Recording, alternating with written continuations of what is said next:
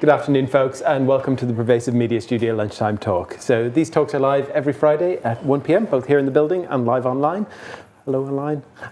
So whether you're in Bristol or you're far away, you can join in the conversation. My name is Martin O'Leary. I'm the studio community lead here at the Pervasive Media Studio. I'm a white man in my 40s with long hair and a beard, wearing red woolly jumper on this cold autumn morning. And every Friday we throw open the doors of the Pervasive Media Studio for Open Studio Friday, offering you the chance to spend some time in our space and hot desk alongside our residents and staff from 10 a.m. to 5 p.m. So especially big welcome to anyone who's new to the studio. Can anyone who's new to the studio put your hand up? Okay, we've got a few. This bit's for you, welcome.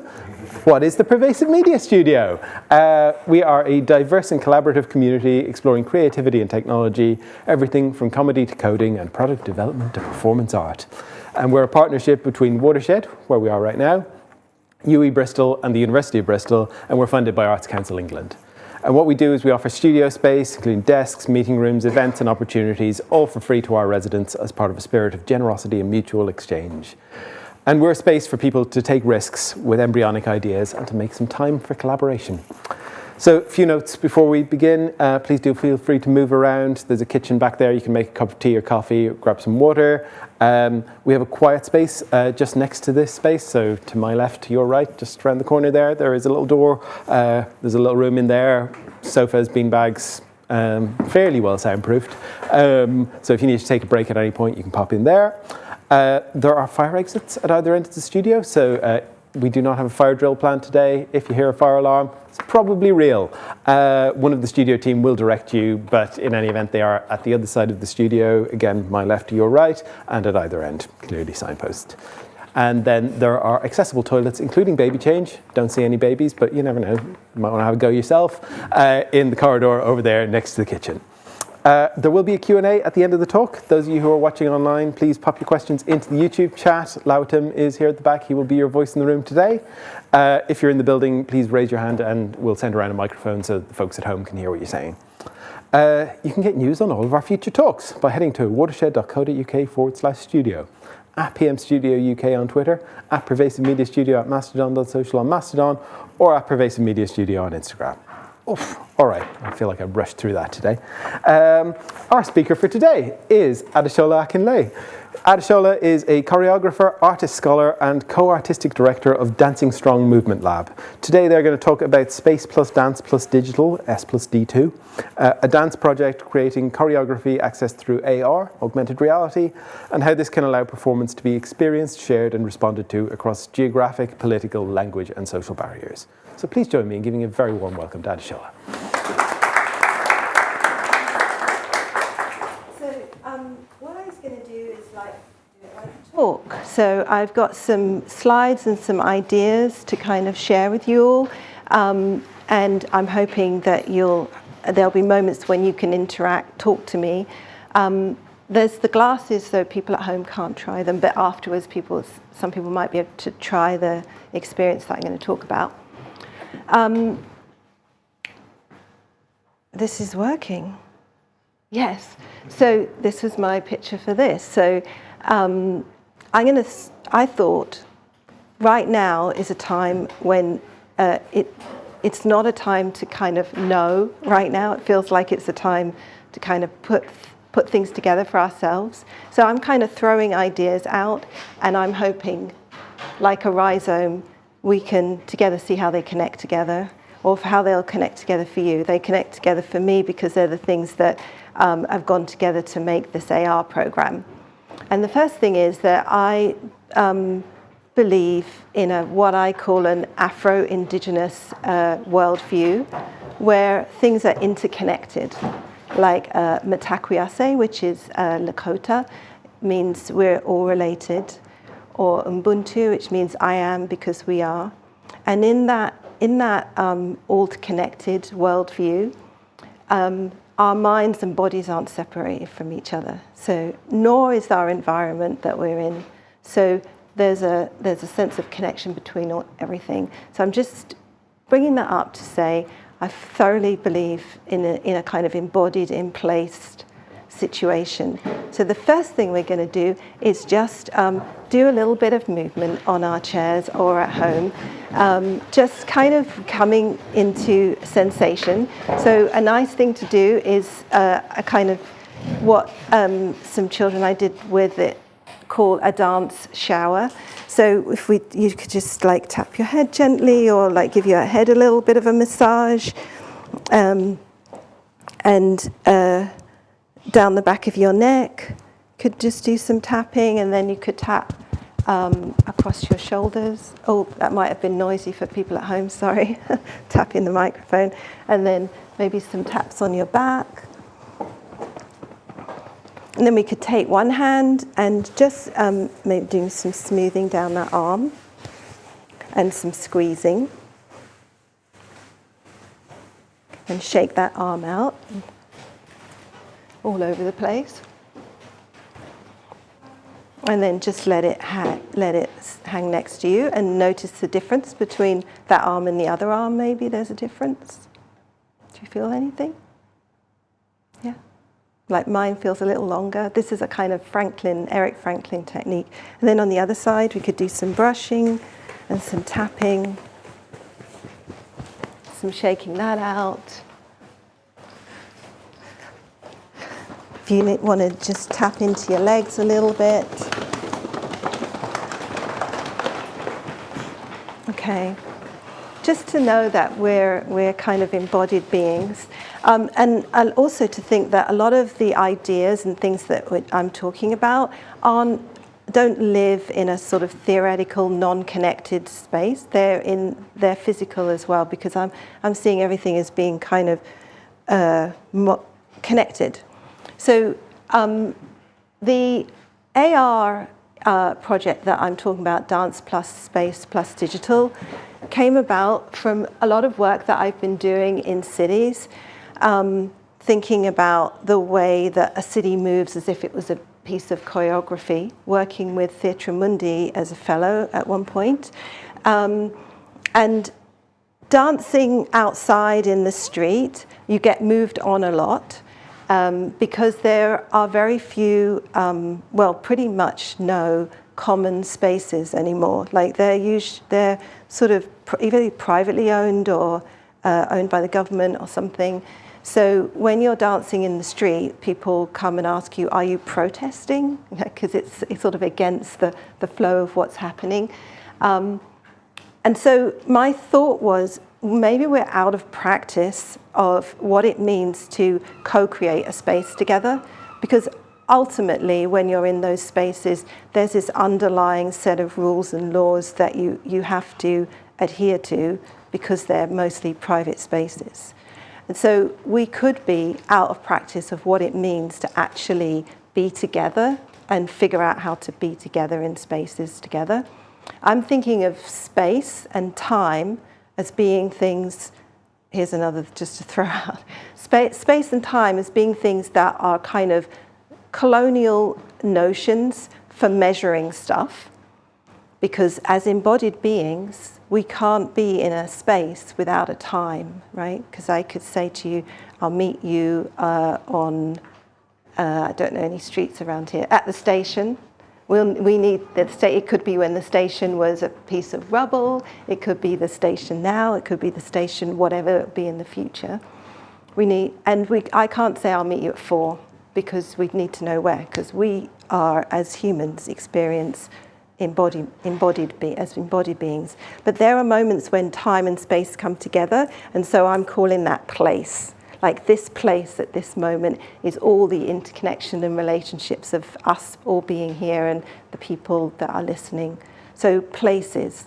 So if we we're in place, but we don't ever get the practice of co-creating what that place is. We're just sort of in it, without deciding how to be in it together, because there's this underlying law set of values or laws that the city is imposing through who owns those spaces. Does that make sense? Yeah. So my other thought is that, so this is some of the things that I was thinking about with going around the city there's how do we co-create common spaces? And then that kind of brings into this idea that I'm saying that we're all kind of connected, and I'm changed. I'm not the same.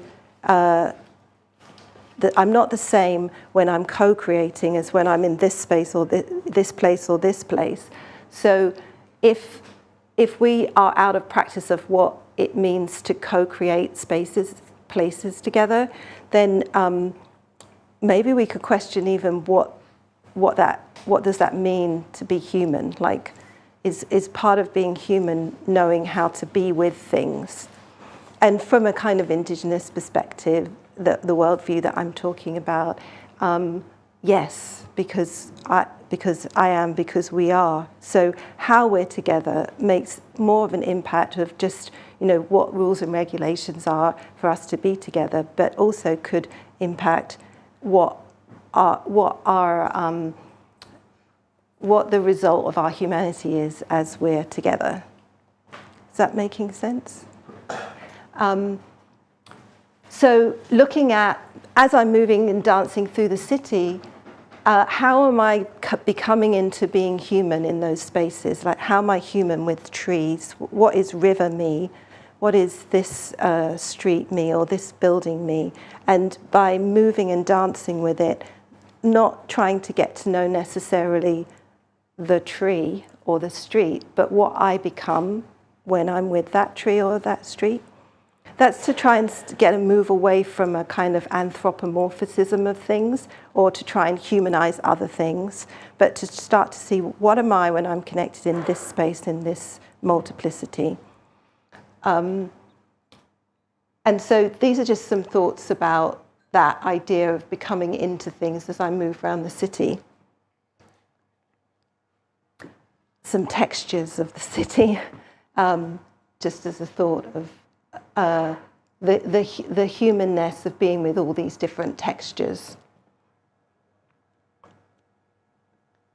So, boom,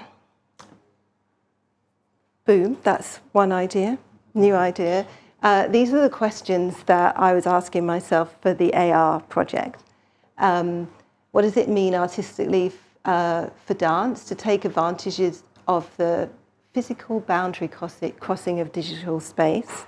That's to go back to that idea of time and space. So I've just said that we're embodied beings, and so I'm using the word place to kind of tie together time and space. But in the digital space, we've got like these, we've got more exploration that we can do. So I'm not saying that we're suddenly separating ourselves into time and space again, but we've kind of got this added element, and there's that ongoing question of how are we going to be together in that as well? Because I feel like what the opportunity is that maybe we don't have to take the same issues of land and space into digital space. Maybe there's a way for us to relearn how to be together that we can bring back out of digital space. Could we use digital space then to co-create spaces together?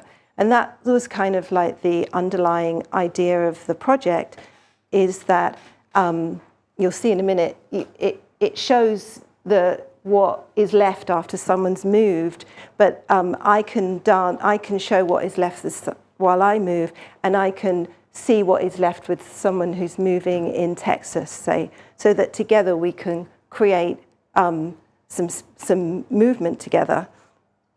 And instead of the physical space being the logic of how we're together, the digital space is the logic of how we're together. And that's what the choreography is doing. So we're both, I'm kind of going backwards into this, but we're both seeing a piece of choreography. And that gives us a common space, right? The choreography itself gives us a common space. So me and my friend in Texas have this commonality, which is the architecture of the choreography, and we can move together in that architecture of the choreography and see each other's movements. We can't see each other's bodies because, partly because it's kind of neat not to have all the social markers of what a body is and just see what its effect is. That kind of goes back to what I was saying about what kind of human, who am I when I am tree me, not to be locked into the coding of what my body looks like, but what my actions are when I'm that thing.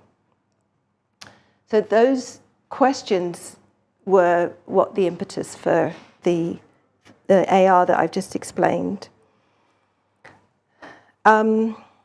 This is just a little bit more about the city and that idea of how there are these kind of invisible boundaries and membranes across the city, and how this idea of using the choreography as our common space is another way to kind of not to fall into those boundaries that are already existing.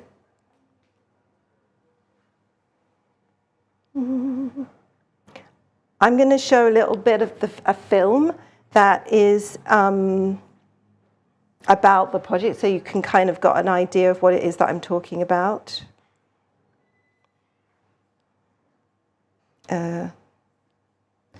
It's a little bit of a kind of all-in-one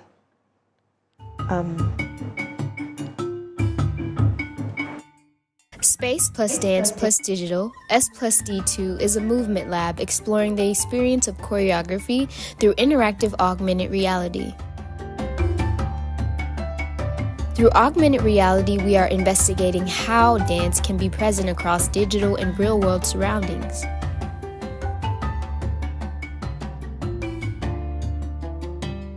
What does it mean artistically for dance to take advantage of the physical boundary crossing of digital spaces? Can dance experience and choreographic thinking contribute to a sense of collaborative placemaking?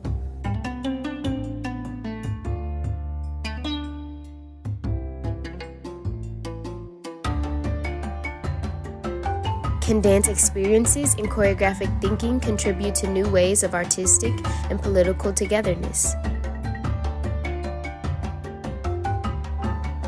We've developed networking so that people can see each other in the choreography and move together. S+D2 uses dance and digital technology to explore and practice what togetherness can mean in a digital age.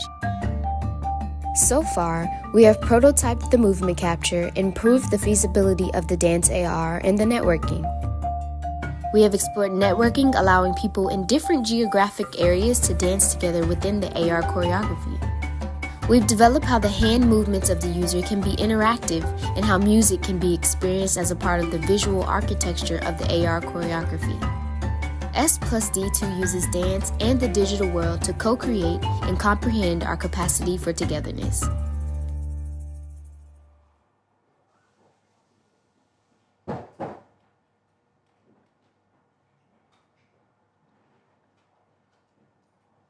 Okay, that's my little selling video for the grant application.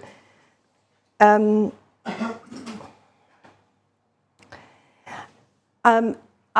going to say a little bit about the choreography itself. So I was really interested in this is sort of a little bit of a flat thing of the choreography. So I was really interested in catching the movement of having been in a space. And that, in a sense, that's getting back down to that idea of relationality, that there's never really a moment of stillness in anything. So how we move through the space is, you could see that as what our humanity is. I'm thinking that's a really good thought for us, like what we impact and how we change and create relationships is a part of us, rather than we end at just the kind of physicality of our skin, if that makes sense. So that you could step into, you can step into the movement going on around you, and in a sense, step into where my body would have been for the movement, to create this kind of architecture of choreography that is about the movement itself rather than about what my body looks like. So this is a poem that I wrote about, I won't read it out. Can you just read it? So, walking around the city and thinking about how I'm held in the, I was walking around London, so there's a lot of cameras there. How I start to become present through the capture of the data of me being in these different spaces. So I leave a trail of digital imprint as I go through the city, and then thinking about, oh, how do I play with that choreographically to see how we leave the trails of the choreography itself that people could walk into. Okay, I want to say a little bit about imagination.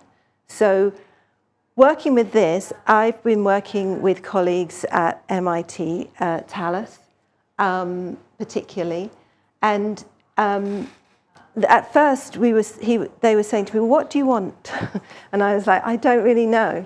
And we had this really interesting conversation. Like, I know what I want to make, but I don't know what I want. I don't know what I want. I know what I want to make, but I don't know how to say what I want, because what I want is something that I don't know yet, because I haven't made it, if that makes sense. So we had this really interesting conversation about imagination, and I worked with some little children on a project, Global Water Dances, and we were talking about fish. So with them, I was asking them to think about fish, and they couldn't really think about it until one of them remembered some Disney film that was, somehow someone was gliding on fish. And then they all could think about imagining fish, because they could think about the gliding on fish. But it made me think, well, actually, maybe the notion of imagination is quite a kind of dangerous notion, because we can only imagine the things that we have the capacity for imagining. And then we use this word imagine as if, like, oh, it's something beyond us. But it's actually only what we already have the capacity to understand.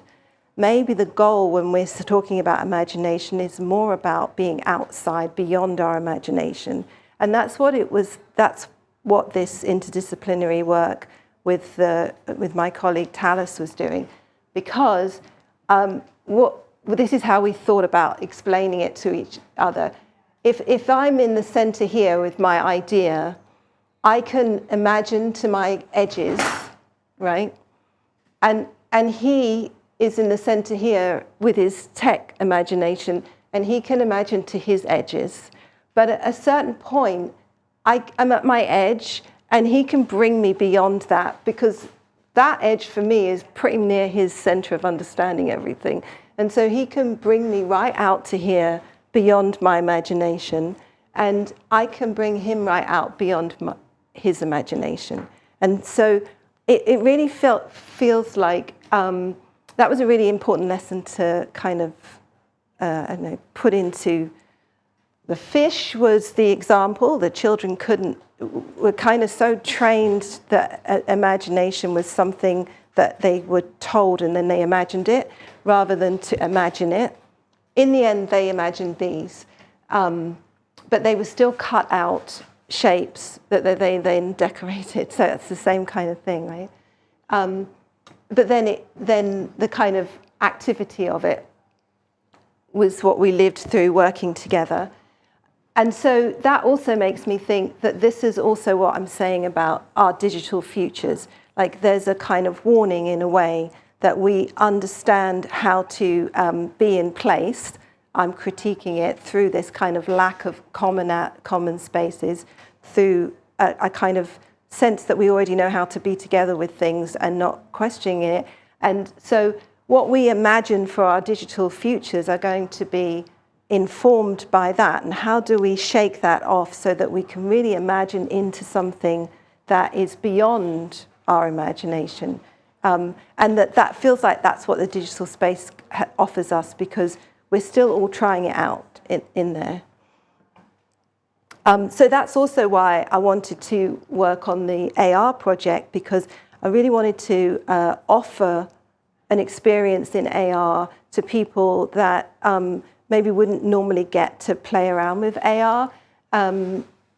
Again, so that we could kind of like tease the edge of the imagination of what's possible for experiencing together. Okay. Right, timing's good. So at the moment, we've got to this place where we can move with someone that is not in the same place. In fact, we're hoping to have like a big kind of dance party, because of the way it's networked, lots of people can all move together in different spaces. But then it seems like it's also useful from people trying it out, for maybe people that are learning to remove again, or dealing with pain. So I'm starting to work, hopefully, like the beginning of working with LA hospitals around OT, like occupational therapy, and also pain management, in terms of being engaged in how you're moving through the space. And this is part of, because what I did was with the grant that I got was invite collaborators that were young people that don't normally get to work with technology, and what a lot of the feedback was that after watching the choreography in a space like in this space changes, because you have the memory of having done it in that space. And I think that's what I'm saying about all the layers of the city. You know, the city is all these layers of memories of what you've done in those places. But it's also in our indigenous worldview, because you're changed by the things that you do as well. So if I'm changed, then the space becomes changed too. So one of the things that it seemed like it does is that it offers new possibility for the spaces, the everyday space that you might be in, which offers opportunity for how you can be in it, like how you can be changed by that space too. So that's where it's going with the hospitals. And then the other thing is just, it's really making me think about really critiquing the idea of human, like following Sylvia Wynter, where she talks about how human has been so conflated with man, the idea of man one and man two. Is she? Are you familiar with that? Just that the notion of a kind of Western straight white man has been kind of conflated with what it means to be human, and that anything that's sort of not that is often understood in terms of how less human it is, or have rights that are less than human. So if she's sort of challenging the concept of, like, let's think about how we've constructed what human means, I'm thinking about really taking that to where why do we need to define ourselves in terms of the parameters of a fixed thing when we're changed by the things around us? Do you get what I'm saying? So there's many humans that I am, and I am those many humans through the interconnections of all the things around me, right? And then, excitingly, we have this other interconnecting space that's kind of everywhere at the moment, that's digital space. So maybe digital space can offer us insights in what it means to be human. That's my thought. What it means to be connected differently in order to maybe relook at how we're connected outside of digital space. That's my kind of closing thought. It would be great to kind of chat. Any questions? Thank you very much.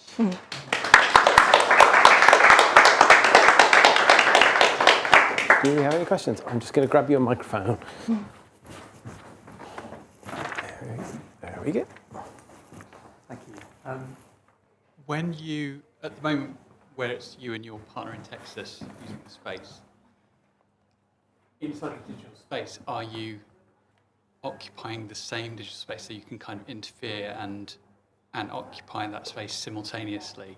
Because that seems quite appealing. Yes, yeah. So the choreography is going on, and we are both able to walk through and around it and leave the trail of what we've done. And at first, when we first were doing it, people were doing things like this, so they could I'm here, and then you can see that spiral place where they are, and not even looking at my whole idea around, it'll be a creative space that they're all in together, that they're in together. They were kind of like wanting to see each other and trying to, I'm here, to see each other. But then after that first initial of like, oh my goodness, we can see each other, then they start to be kind of coordinated through the choreography. So that's kind of interesting because it just shows us a little bit that we want to be kind of physically present, like I'm here, even though you can't see me, I'm here. And then once they kind of get over that, you can start to be present in something together. Thanks. Anybody else? Thank you. It's really interesting to hear how it can bring people together. And I wondered if you'd had any thoughts about kind of a performance aspect of it, whether it's live or captured and then sent off. I see the total value in it being kind of a interactive thing just for people to be present, but have you thought about an audience in any way with it? Yeah, I'm seeing it as a performance, like a performance for one or two people each time. Or they're watching it? So the choreography is like pre-recorded, so it's just happening. And then it would be a performance where either you and somebody else would watch or like experience the choreography. So I'm seeing that as like a performance. Yeah, but I'm really hoping to do it in places where people maybe couldn't get out to do a performance. Like I'm hoping to do it in prisons, for instance, where someone in the prison and someone outside prison can, if I have this. A plug for the ideal thing, it would be in a gallery somewhere, and we'd have time slots, and the time slots would be also in the prison too, so people could watch it together at the same time. Anybody else? Yeah, I quite enjoyed it too. Thank you. I really enjoyed that, to be fair. And I guess kind of bouncing off like the previous question as well, what comes to my mind is, you mentioned it being pre-recorded. I'd be curious to see it more in the context of a live aspect, particularly when you're going from, I guess, kind of closed off smaller groups to, I guess, more accessible, more wide range, or in the context of maybe, say, an exhibition. How would you see that dynamic of transitioning it to a more live action-based work process as opposed to pre-recorded? Yeah. And that, in its essence, giving people more access to engage with it? I'm trying it right now. I'm being quite stubborn about trying to see the choreography as the common space, like this shared space. So this and relatively fixed shared space, because there is this real pull towards that kind of live action thing and being kind of sorry? Immersed, I think that's like the key word people are throwing around nowadays. Yeah, but hopefully you'll be immersed in the choreography because you can walk into it and it's going around you and things. But there's this kind of sense with the live action thing that you kind of, you are free to do, make your own thing, but it's back to that thing that I was saying about the underlying rules are you can't, you you can only do so much as what the code would allow you to do. So I'm trying to steer away from that feeling of freedom through, I can make it all myself, because I feel like it's still got this underlying thing that it's within the parameters of the aesthetic of the thing that's been made for you to do it in. And so having this fixed thing that is there maybe could give you more freedom, because although that's fixed, you can then engage with it in your own way. That's.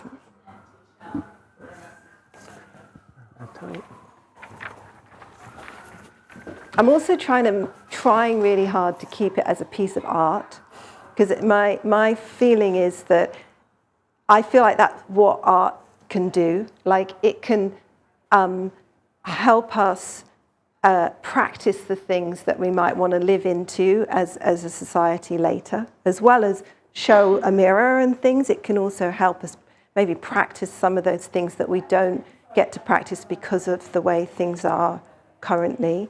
So I'm trying to keep it as a piece of art rather than too far into a gaming experience. It's exactly the thing that I was going to ask. Yeah. It's related to that question and your response. In the studio, we talk a lot about play, and kind of this, there feels like a playful element to this. It's interesting to push it into the art space and not into that kind of playful interaction space. But then my question was going to be around, as you were talking, I was like, how people's compulsion to try and break things. And actually, so you're talking about parameters and setting these bits and things for it.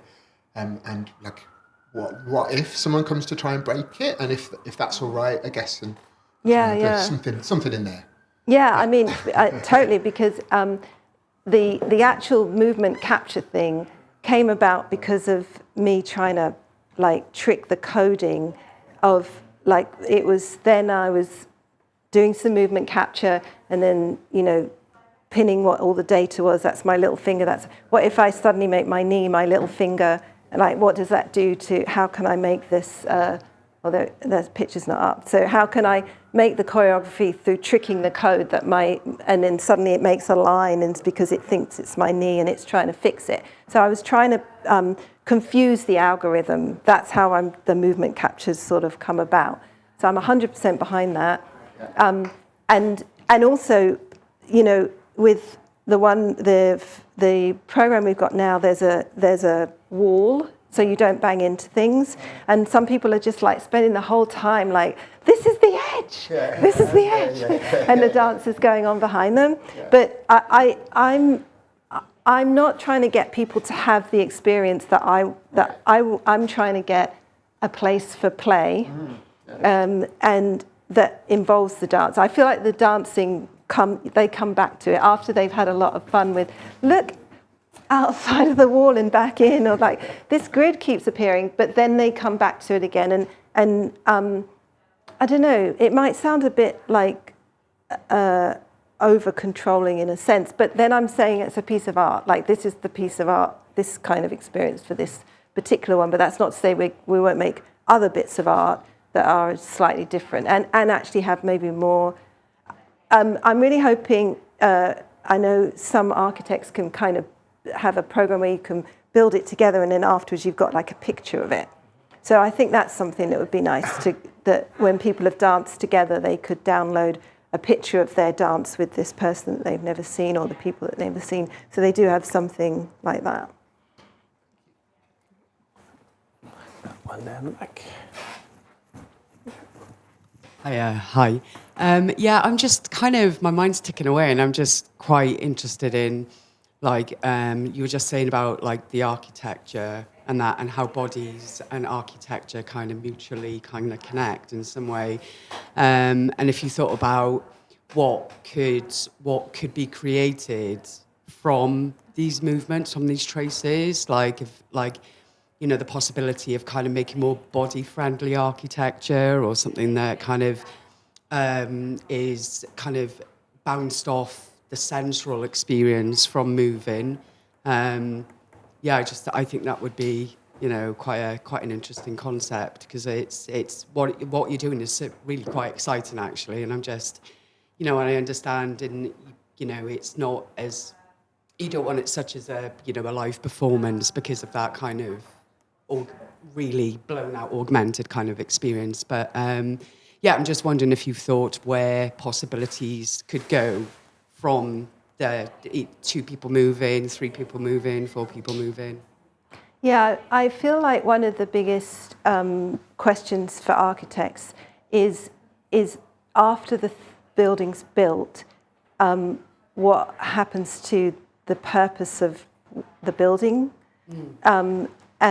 So with Theatre Mundi, we're looking at the Elephant Castle, for instance. It was like built for a certain in a certain way, and then as groups of immigrants came into that space, it changed it and used it in a different way that worked for them, or desire lines where people have created a way through, and how that doesn't become just a tension between the architect. How do you make buildings that move with the people, or go back to like what happens after that? And that sort of was one of the starting points for all of this, because of dancing in the streets. For instance, we were dancing in the streets, and there were these outside this building. There were these great big round red sort of bollard things, and we were like, oh, those would be great to play on and dance on. And this security guard came and said, like, you can't sit on these or touch these. And we had to be a certain amount away. And he was like, we were like, but we just want to dance around a bit. And he was like, they're filming me right now, telling you that you can't. So you can't. So please, can you move away? Because otherwise, it looks like I haven't said it to you. So we moved away. But then I was like, I'm sure the architect didn't design that to think it's going to be the bane of this security man's life to try and keep people off the interesting thing, right? So that quandary seems to be the quandary of, like, how does the building move with the intention of the people in it? I don't know that these two things answer each other, but I feel like part of what is informing what I'm doing is that idea of, like, well, here's this thing, how do we engage with it? How do we find new ways of co-creating engagement with it? And maybe those things will one day down the line work towards us being able to create spaces that speak with the people that are using as they're being used. Thank you. Anything else?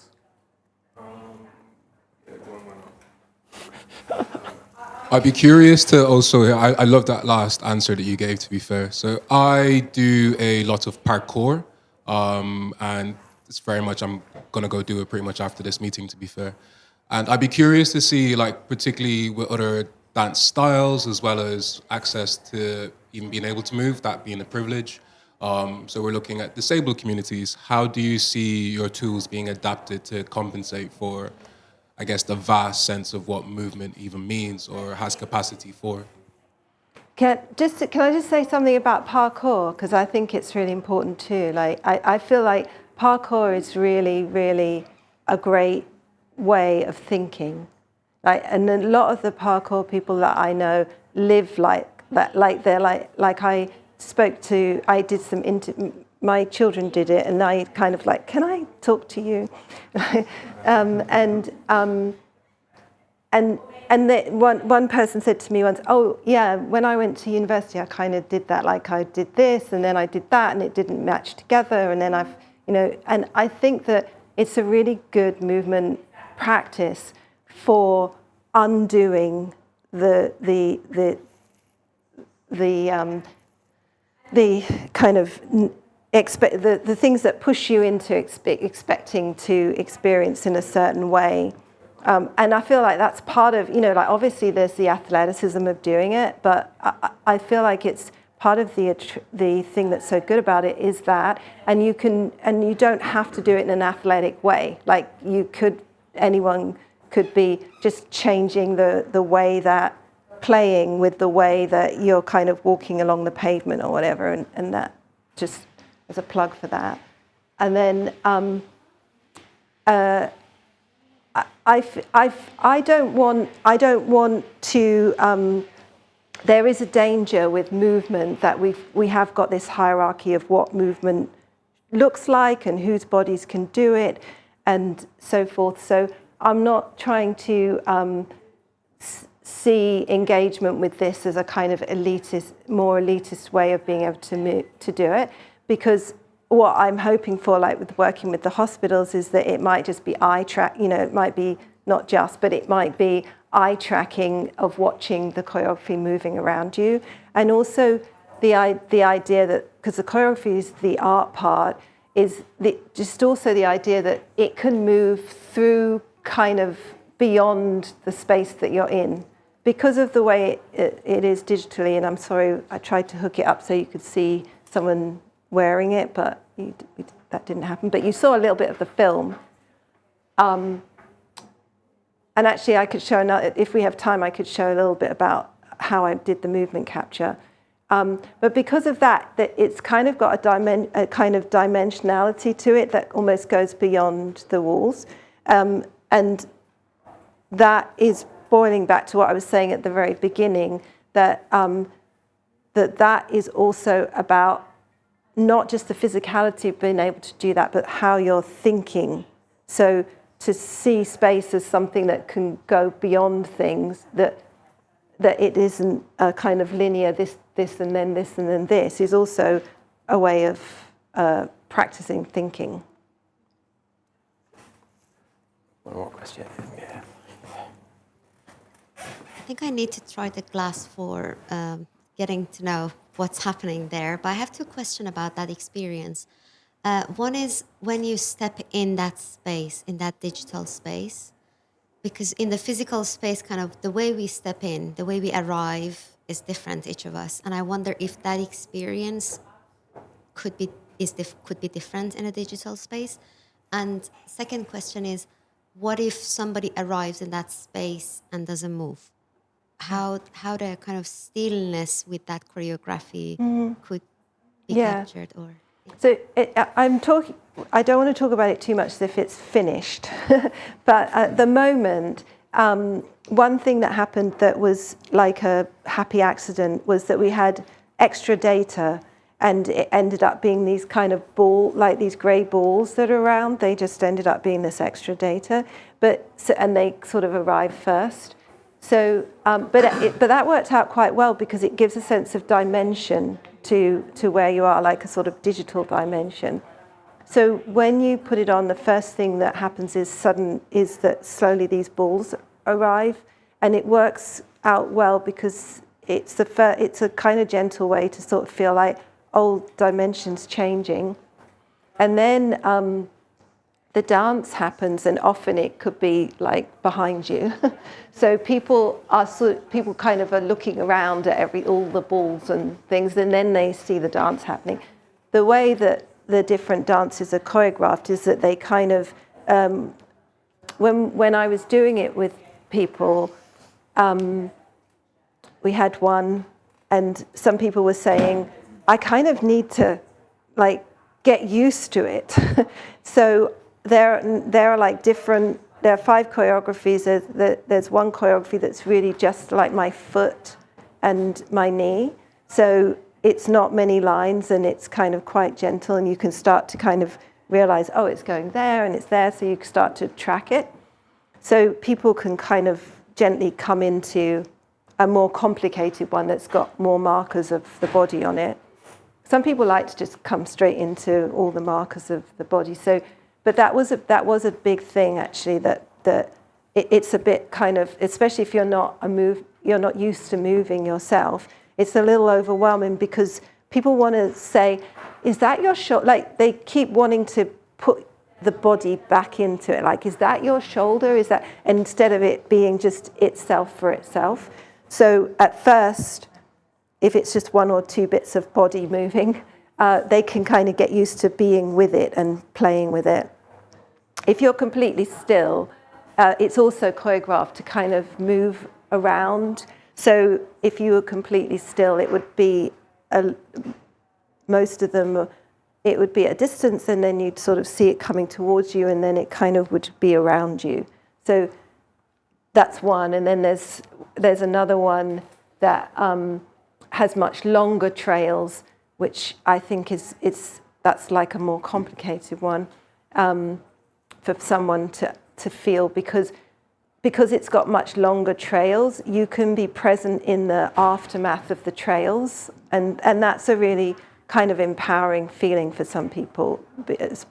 And I think it's a really interesting thing to be sort of present in the absent, the becoming of absent.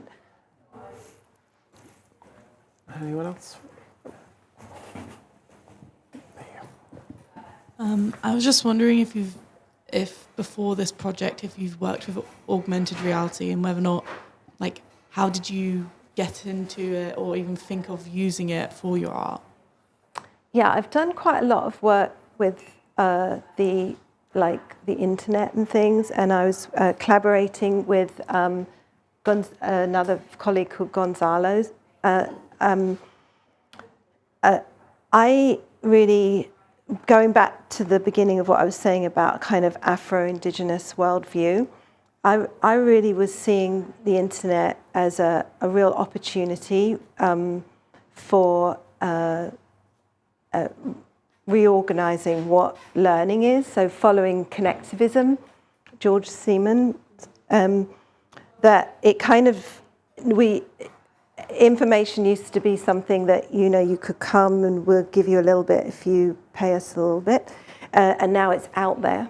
And so what our goal is at the moment is to understand the value of it and what it means rather than what it is. So I've been very interested in that idea of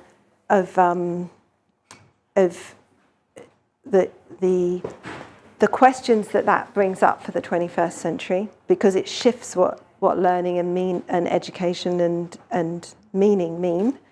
So being interested in that has meant that I've done things like a lot of teaching online with dancing people, and also using, that's one thing. And then also I did a piece in 2007, which is actually archived, around the Ralph Ellison's Invisible Man, which was really looking at, do you know that book? It's a really great book, but it's about this African-American man, and by the end of the book, he's in a riot and people keep recognizing him as someone else, and it's just really about how, because of his identity, is continually being projected onto. And that kind of idea of double consciousness, like I'm me, and then I suddenly realize, oh, I'm a black woman right now, and I have to handle both those things at the same time. But particularly for black men, they're like, I'm me, and now I'm a danger, and I've got to not deal with this person's fear and my own experience simultaneously as a kind of projection. So I started to get really interested in how projection onto dance can shift what the meaning of the body can be, or how bodies can be multiple. So they can be their projection, their shadow, and their physical materiality, all simultaneously within the dance. So I'd worked with Isadora a little bit, and projection and things like that. So yes, I've been kind of playing around with different ideas for some time. It's a long-winded answer. Thank you. Any last questions for anyone? I might ask one then, if I never get to ask a question. Yeah.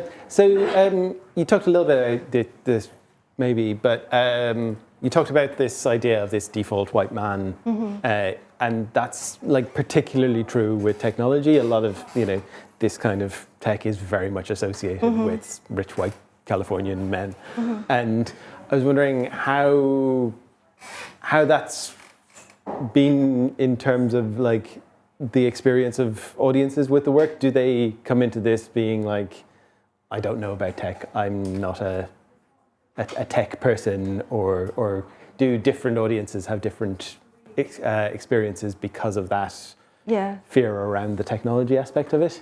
Yeah, I've only really been, like, the two audience people groups that I was working with closely are a group of the Ruth Ellis Center, which is a really great center in Detroit, but mostly which is for LGBTQ youth and trans youth that are homeless.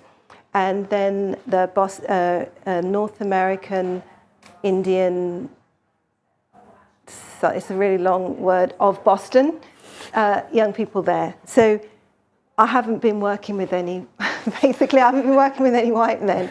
So I don't know what, like their main was that. And the reason why I was working with those groups is because that's sort of like, they're interested, and they have a lot of experience because they play a lot of games and had loads of really great ideas and things, but also about the excitement of seeing themselves in the future, because that kind of the digital space is we're thinking of that as the future, and a lot of times there's not a lot of opportunity to see yourself present in that.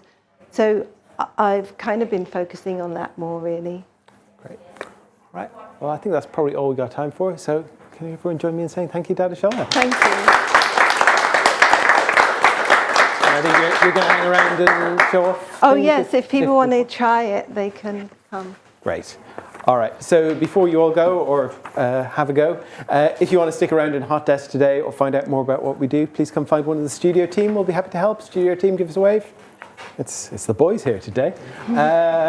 If you're watching online, drop us a line on studio@watershed.co.uk with any questions. Thanks everyone for being here today, and we'll see you all again next time.